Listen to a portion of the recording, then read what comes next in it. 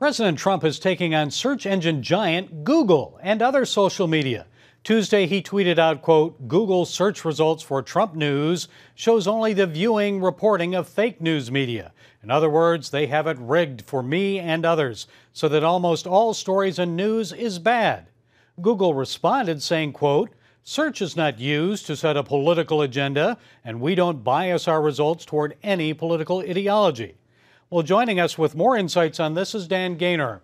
He's Vice President of Business and Culture at the Media Research Center. MRC has done an extensive study on search engine results. So, Dan, is the president right about Google, or is he just blowing smoke? Well, the president cited a specific example, and I think it's a bad idea to get. He was citing a sort of a non-scientific study, but there have been scientific studies that came up with the results the president would want going back to the 2016 election. The problem you've got is not just the search results. Google, for instance, works with Wikipedia, so it ends up publishing absolutely incorrect information. When you go to its website, you get these little mini profiles show up. That's how we found out one member of Congress was allegedly deceased. Hint, he wasn't. And the California Republican Party was accused of being Nazis. Again, no, they're not. But this is what happens when you lie down with dogs, you get up with fleas. And there's a whole series of problems these social media companies have. Since our report, we've been trying to work as head of a coalition of more than 40 organizations. We're trying to work with these companies, these social media giants, Google, YouTube, Facebook, and Twitter, to try to get them to understand both the concerns and desires of the conservative movement. Well, let's talk a little bit about Facebook. I know a Facebook engineer is quoted as saying that Facebook is quick to attack, often in mobs, anyone who presents a view that appears to be in opposition to a left-leaning ideology. So what did MRC find out about Facebook? Well, although Facebook has probably been better than any of the other top tech companies trying to work with the conservative movement. They've brought on Senator Jon Kyl to do an analysis of how their platform is doing. But at the same time, people keep running into problems. Just recently, Prager, activist mommy, and then even the Washington Post did a story about how they've got this hidden grade for your accuracy. Now, I understand actually YouTube has created this grade because they found people were trying to target certain accounts, a lot of conservative accounts. But again, it's this black box ideology. They don't want to tell you what they're doing. They don't want to show you how they're doing it because they're afraid people will game the system. So what ends up is we don't know whether to trust them or not. And the default, because there's been so many problems, the default is conservative movement is not trusting them. Well, I know a lot of this, Dan, may be the employees rather than corporate policy, because as we've talked about before, they hire people from Silicon Valley. Many of them are very liberal. They look at news subjectively, maybe from their point of view, their ideology. So how about Twitter? I know in the past they've shadow banned conservatives, including some Republican members of Congress. I think last time we talked to you about that, which means secretly they've limited their reach on social media for those Republicans. Are they backing off, or is Twitter continuing this? Well, I think you hit the nail on the head that you've got the executives, Mark Zuckerberg and Jack Dorsey specifically, making noises about trying to work with conservatives. Then you flip it around and you see what Twitter did to Dana Lash the other day. She got threats. In one case, someone wishing for the death of her children. She alerted on it on Twitter and was told it didn't even violate terms of service. Then when there was huge response, then Twitter backed off and said, yes, that's a violation. But what you've got is all these organizations, the lower level people are across the board culled from liberal Silicon Valley. So you've got oftentimes the organizations themselves enacting liberal policies, particularly their hate speech strategies.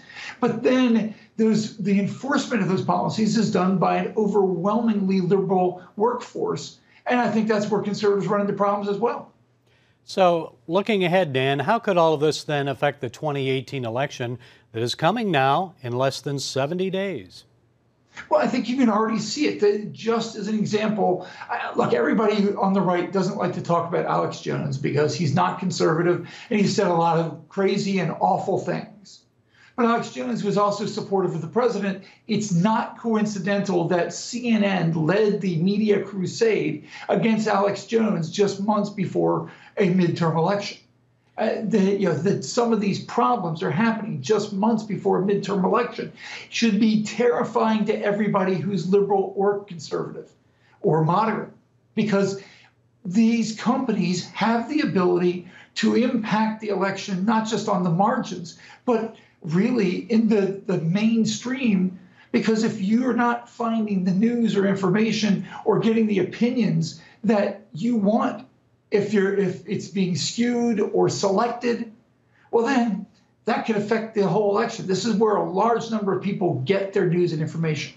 And despite this bias, it seems President Trump and Republicans did pretty well overcoming it in 2016. So what needs to be done, Dan, to make sure the playing field is fair this election, at least on social media, and will it ever be fair?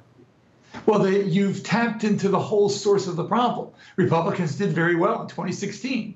If the Democrats had won in 2016, this wouldn't have been the issue. The media would not be trying to figure out how to stop the right. They figured out that one of the ways that the right actually got its message out was social media, so they have gone after it. The Coalition Against Conservatives Against Online Censorship, our coalition that it looks for, I think we've got 4 things we're looking for, but ultimately the 4th item summarizes the goals. And it says we don't have a constitutional right to be on some of these platforms. I mean, let's face it, Facebook, Twitter, these are private companies. But what we want these companies to embrace is the goal and the ideal of the First Amendment.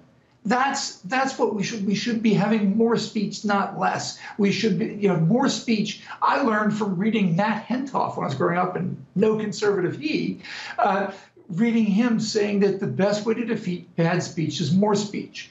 But in fact, a lot of these organizations are being pushed by the left to embrace an online safe space, and anything they disagree with that uses words, terms, or content that they don't like, they want to see banned. Well, we can't offend them, can we? So Dan, yes, we can. so finally, just need to ask you this: the president has suggested maybe federal regulation is needed.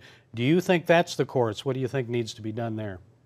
Well, I love that the president's using the bully pulpit to make this an issue, but regulation doesn't always play out the way you want it, particularly for conservatives. If you look, conservatives probably thought that tax regulation might be neutral, and then they found out when the IRS came after conservative organizations, no, it wasn't.